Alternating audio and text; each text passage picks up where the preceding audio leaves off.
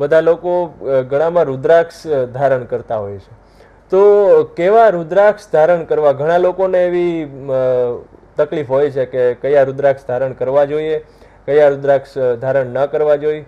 તો એવા પ્રશ્નો હોય છે, તો એના વિશે આપ શું કોઈ પણ કહેશો? રુદ્રાક્ષ કોઈ પણ મનુષ્ય 24 કલાક પહેરી શકે છે. સદૈવ રુદ્રાક્ષ ધાર્યા ભગવાન શિવ આજ્ઞા, મહાદેવે આજ્ઞા કરી 24 કલાક રુદ્રાક્ષ પહેરી શકાય છે. પછી એક મુખીથી લઈને 14 મુખ સુધીનું વર્ણન શિવ મહાપુરાણ ગ્રંથમાં છે. દેવી પુરાણમાં 21 મુખી સુધીનું રુદ્રાક્ષ છે. બધા જાણકારો કહે કે ભાઈ આ રાશિવાળે આ રુદ્રાક્ષ પહેરોજી, આ રાશિવાળે આ રુદ્રાક્ષ પહેરોજી. પણ ભક્તિભાવથી કોઈ પણ રુદ્રાક્ષને ધારણ કરવામાં હંમેશા રુદ્રાક્ષ આપણું કલ્યાણ કરે. રમરુદ્ર રોગનાશાય ધન્વંતરી હે રુદ્ર.